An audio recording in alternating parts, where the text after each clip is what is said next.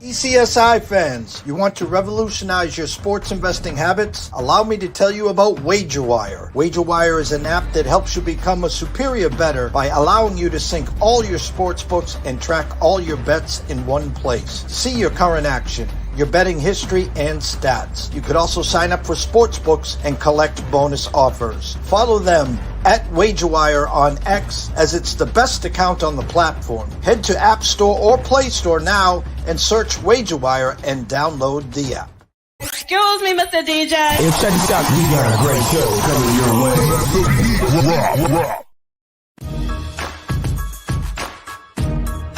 From the ECSI Sports Studios, it's the Midday Market Report with Jeff Dawson.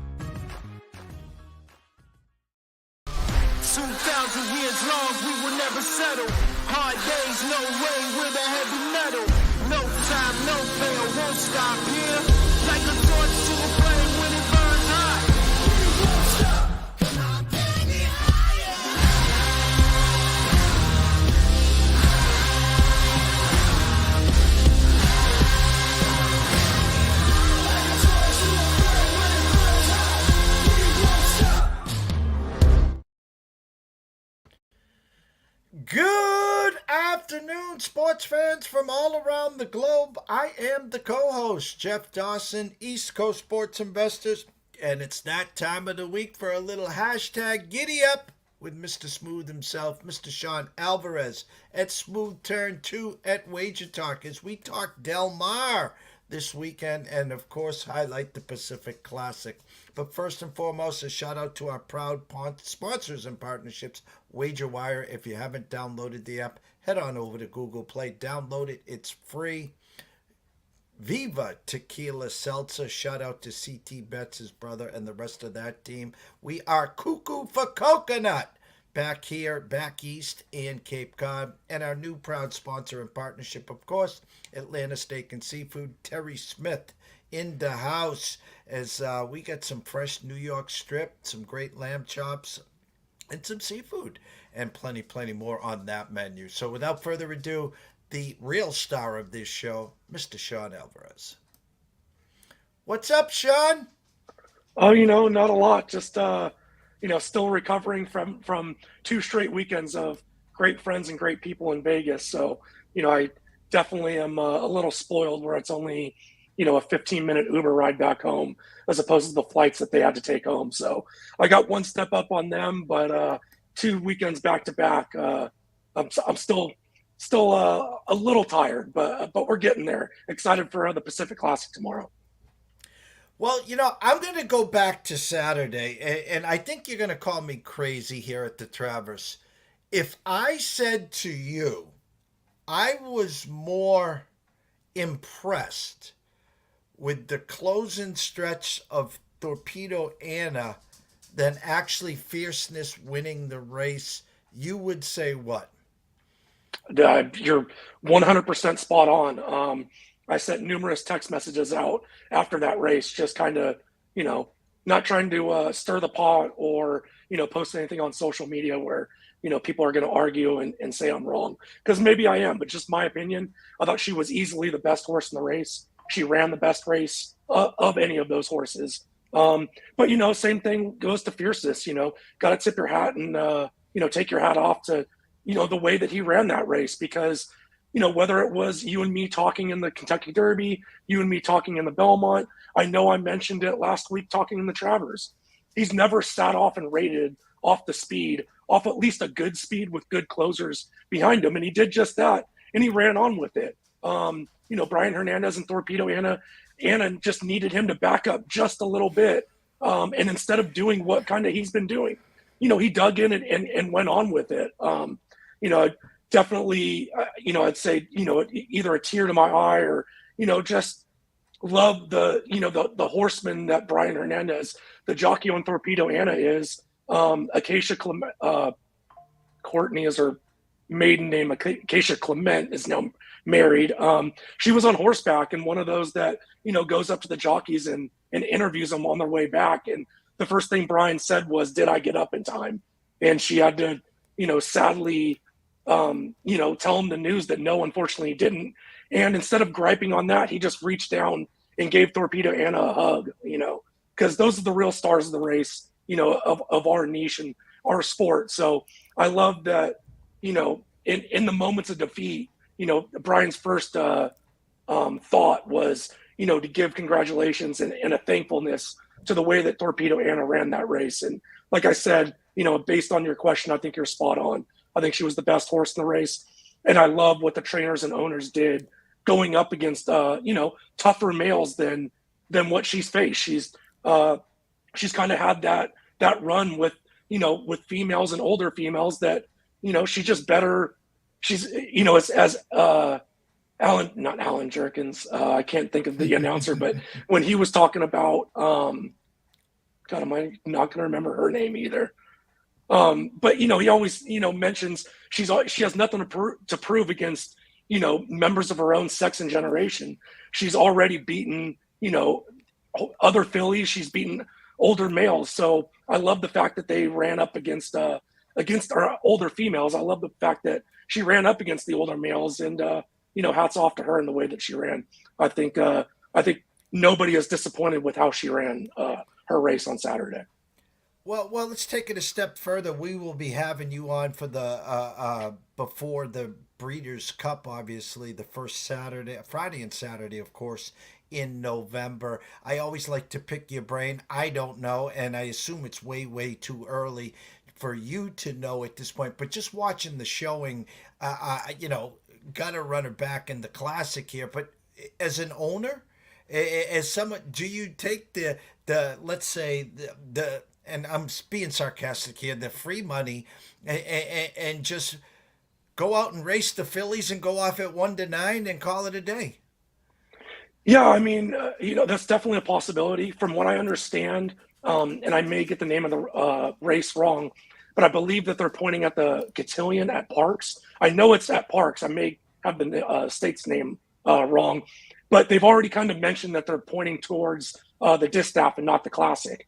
But we're going to talk about this in a few minutes, but even the distaff is not necessarily a foregone conclusion. It's not a free square, if you will. We're going to talk about another filly running against males in the race in the Pacific Classic tomorrow. So if Adair Manor goes to the distaff, I don't necessarily think that that's a foregone conclusion that Torpedo Anna is going to beat her. So, we may not get both of them in the Classic. We may not get one or the other in the class. I feel like I would rather either both of them be in the Classic or both of them be in the distaff, because I feel like if Adair Manor and Torpedo Anna go head to head in the Breeders' Cup distaff, I really think that that's going to be a great addition of that race come first Saturday, first Friday in November.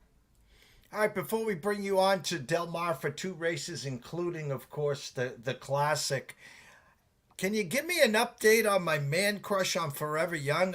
Just took the summer off, or it just grazing out in Japan somewhere? Yeah, I mean, again, I haven't really heard much about that one. I don't have my finger on the pulse as far as what's going on with the Japanese horses. It's usually, a month before the Breeders' Cup, a month before the Kentucky Derby, we kind of get an idea of who we're going to see, how they're training, what prep races have they won against who and whatnot. But, we talked about this going up to the Kentucky Derby. This horse ran in Saudi, he ran in Dubai, then he came over to the United States and ran in the Kentucky Derby. I mean, this horse is a world traveler. And not only that, but putting forth just grade 1 after grade 1 type efforts in those races where he won the Saudi, he won the Dubai. And we both know that he ran a bang-up race in the Kentucky Derby, banging with Sierra Leone in the stretch. So he earned his rest. Those trainers are a little bit more lenient with their horses in training up to races, but I think we'll definitely see some kind of prep race, whether that's a race over in the States or a race in Japan. But come late September, early October, I think we're going to hear a lot more about what's going on with Forever Young, especially if he's going to go over to the Breeders' Cup. We'll definitely get an idea about that. And I know Japan has win in your hands over there. So that may be more of the prep race that he's going to be pointed to get ready for that Breeders' Cup Classic, or we may not see him in the Breeders' Cup Classic. It really depends on what the horse is doing, how the horse is feeling.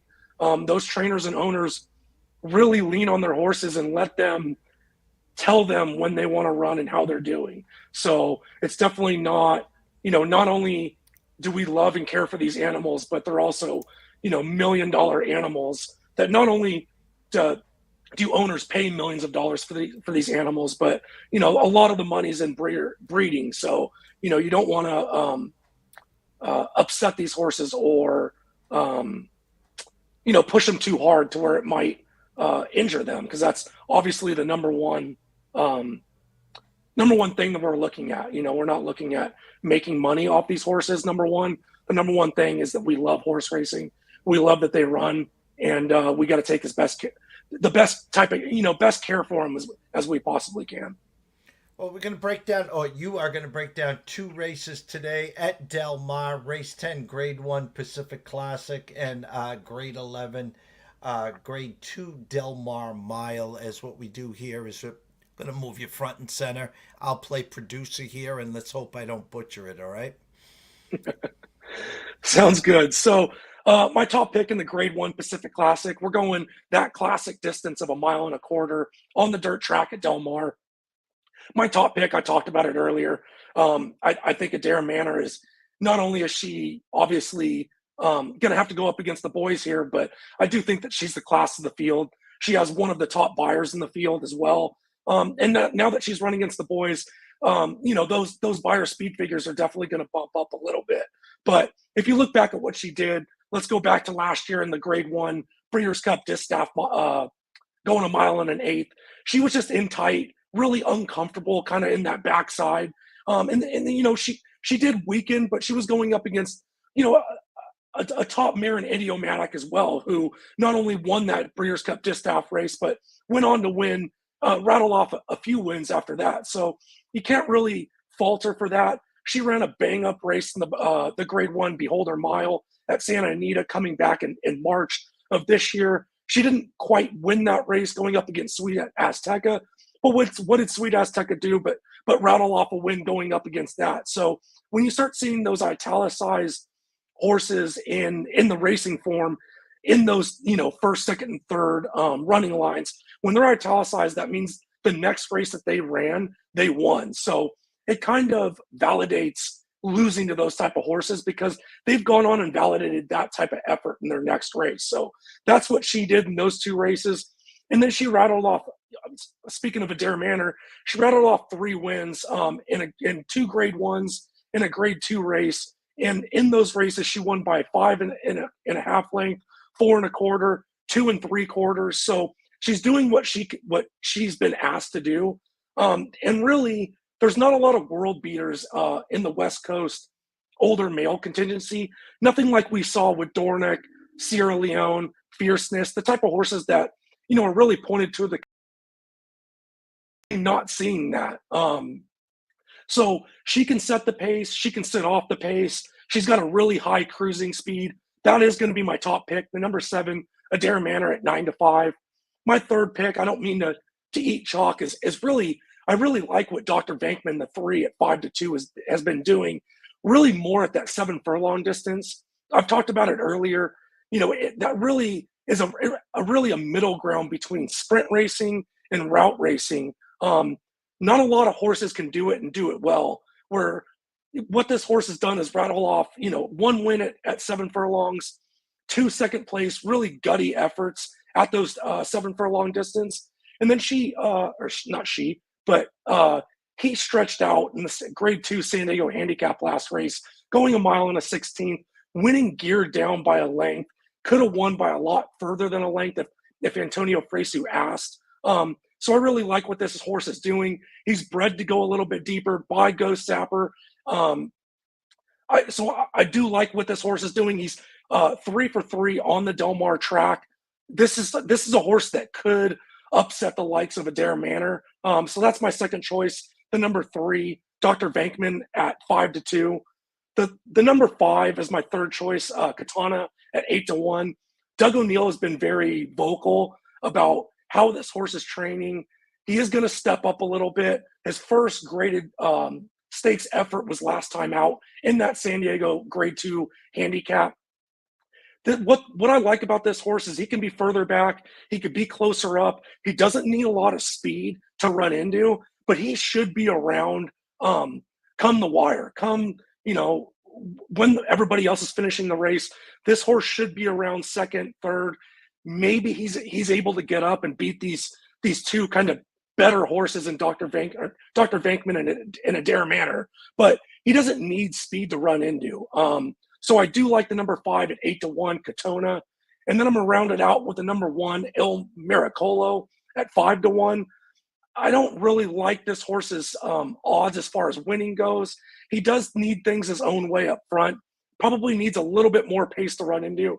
But he does have the rail. He does have Mike Smith. Mike Smith is in the money at 49% of the time, which is a very high clip as far as being able to get up. He's not necessarily winning at a high rate. He's only winning at a 14% rate, but he's doing what's asked about.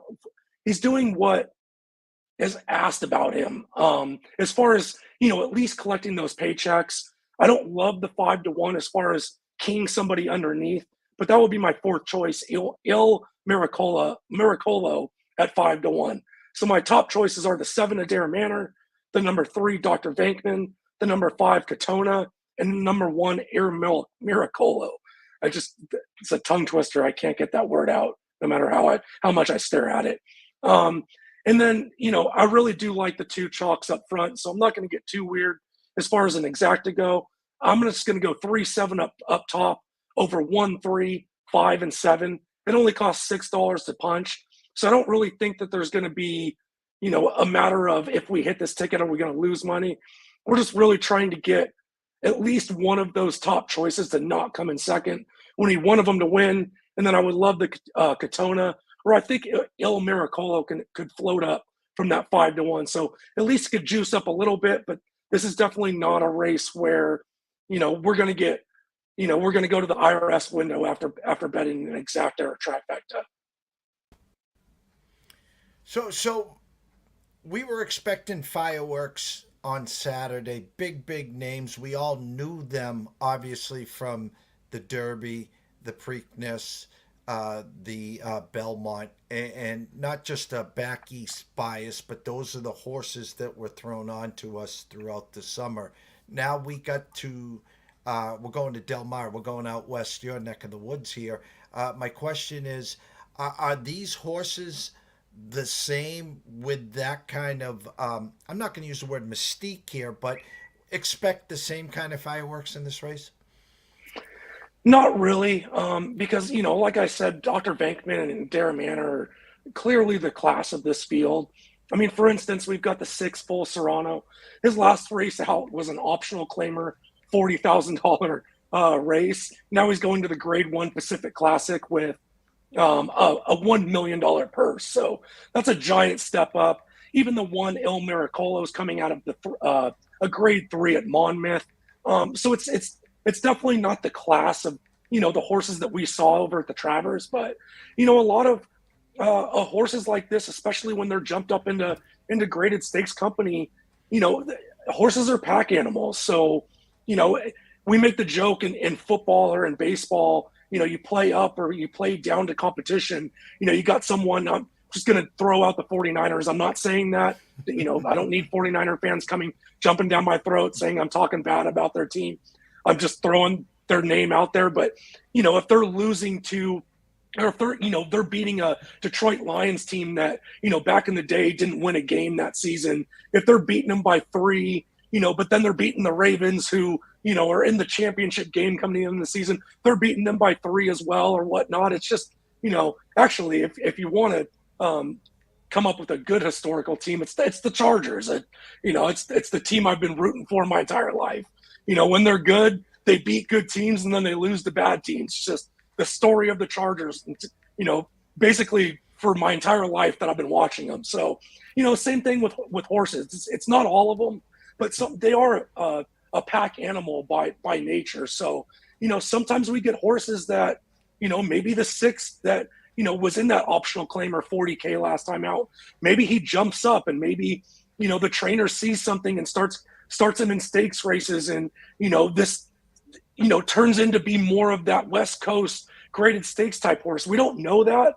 But as far as history, what these horses are doing, it's just not the, star-studded lineup that, casual fans that tune in every Saturday during the Triple Crown are going to recognize. But, like I said, Adair Manor's, a really solid mare. Dr. Venkman's a great sprinting type horse. So we do see quality type horses in this race. And, they're four-legged animals running in an oval. We never know what's going to happen on Saturday.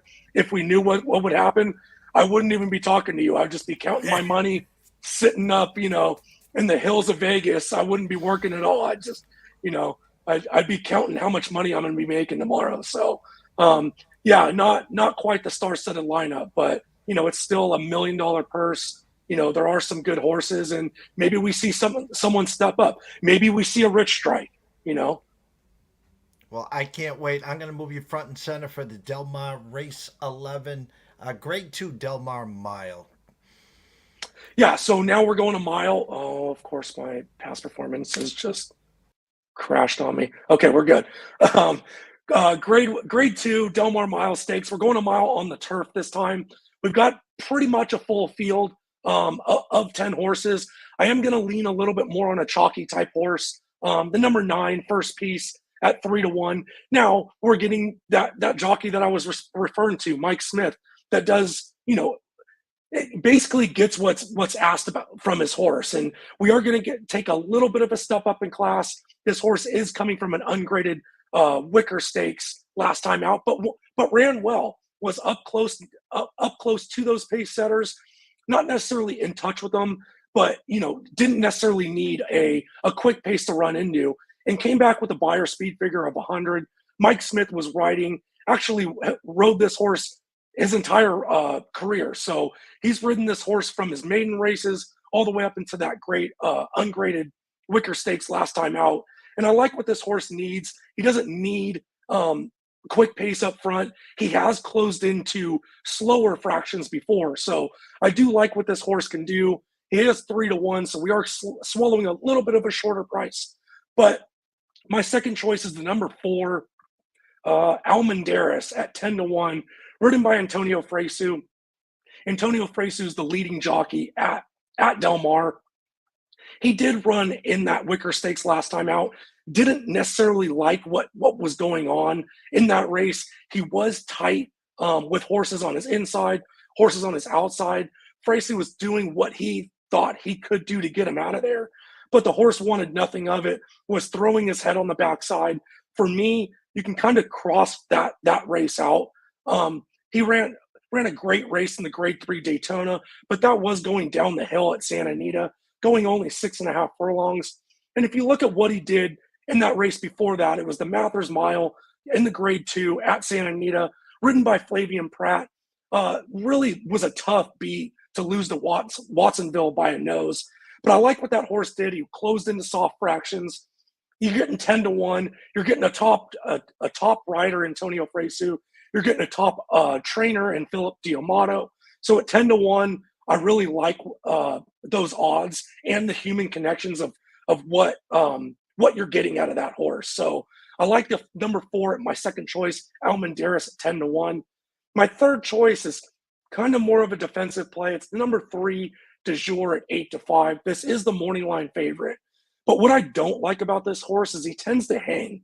And what I mean by that is it looks like he's going by, and as soon as he eyeballs the leader that he wants to go by, he just kind of runs with him.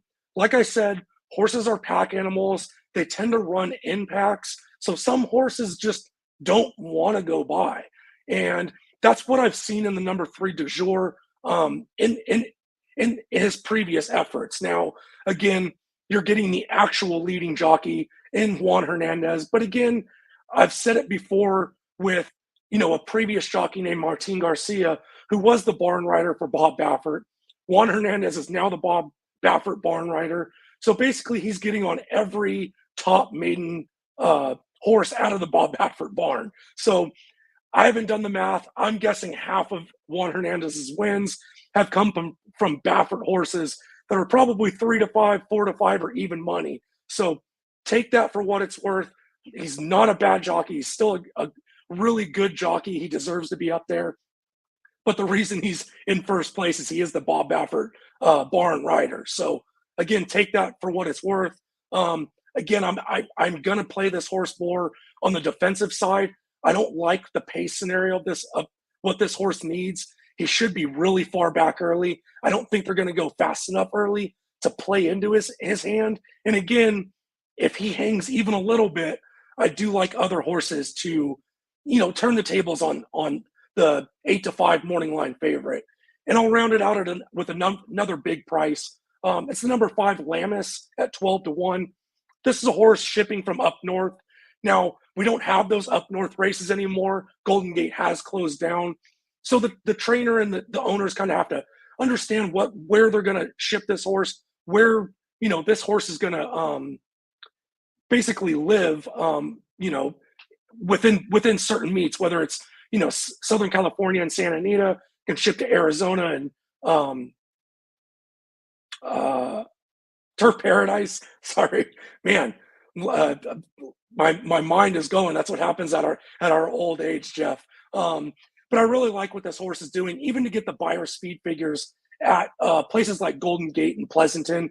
They usually don't get the buyer speed figures that you're going to see out of Santa Anita, out of Delmar, Churchill, Saratoga. So having mid-90s buyers, the fact that he's rattled off 4 wins in a row, and now he's shipping down. Nothing against Irving Orozco, who was his jockey in those 4 races, but now he's getting Abel Cedillo. If you look at what this horse has done training-wise, he's ripped off 2 bullets at 59-1, 58-3.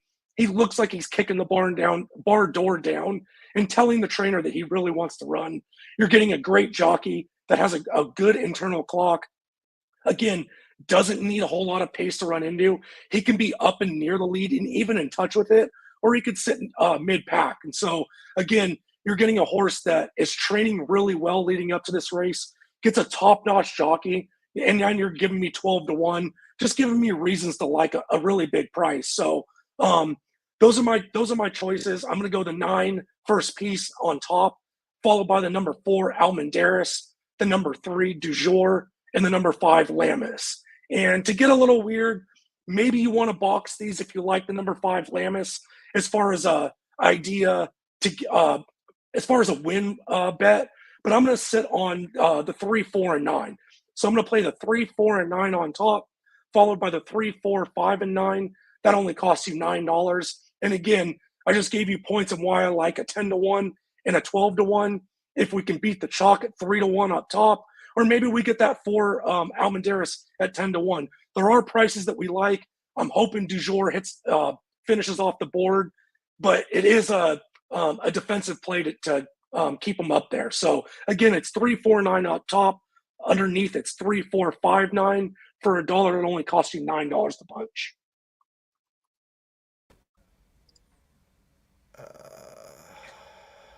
Hold on, sir.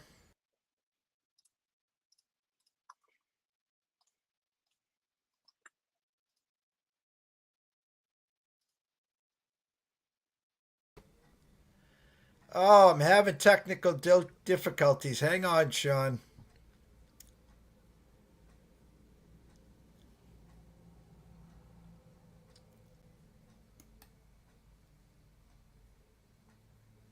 There we go. Apologies. Ah, goodness gracious. Delmar, this is the week right here.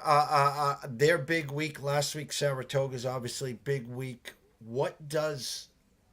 I know it's football season now. We're in week 1 of the NFL. You got a million contests coming up: Circa Millions, Circa Survivor, Westgate, Kelly's, what is it? Slap picks? Splash Sports. Splash Sports. Listen, again, like you, my mind's going a million miles an hour here. What's the horse racing cards look like moving forward into September? Do we slow down? Does it now just left coast and west coast, or what's the month of September look like for horse racing? September's a little weird. I do believe that I was wrong initially. Let me double check on this. Yeah, I was wrong initially. Usually, Delmar's closing day is Labor Day. They are running on Labor Day, but their closing day is not till next Sunday. So we do still have one more week of Delmar. Saratoga does end this weekend. September gets a little bit weird as far as what I like and what I lean on, but we're going to start getting the likes of. I do like Canadian racing. Woodbine's a great track to handicap. We'll have Churchill starting. And then the start of October, we're going to get Santa Anita back up, and then we have Keeneland. I love Keeneland. If you don't like Keeneland, you're probably not a horse racing fan. So that starts up in October, and then we just lead right up until the Breeders' Cup. So once Santa Anita ends, we start Delmar, and that's basically Breeders' Cup for November. So there is still a little bit going on. December is the big month of Sean's going to sleep, horse racing's going to sleep, get some rest. Well, we would like to keep you here on board throughout, and I think we could add a little splash and caveat to the end of the show where you would give out your weekly survivor pick and why and how you came across those. Yeah, I guess that's all going to depend. I don't think the picks are locked by Friday morning. Well, not that anybody really needs to lean on my picks, but still. Well, you can come to a conclusion. Yeah, we're looking at Cincinnati and Arizona this week. You don't have to come to a concrete, but you can just give us, from the eyes of Sean Alvarez, his thoughts moving into week one. Potential couple picks. They're not locked until Saturday, but we can have a little fun with it. Yeah, I mean, we'll see. It could be a short show. It could be 1 week long.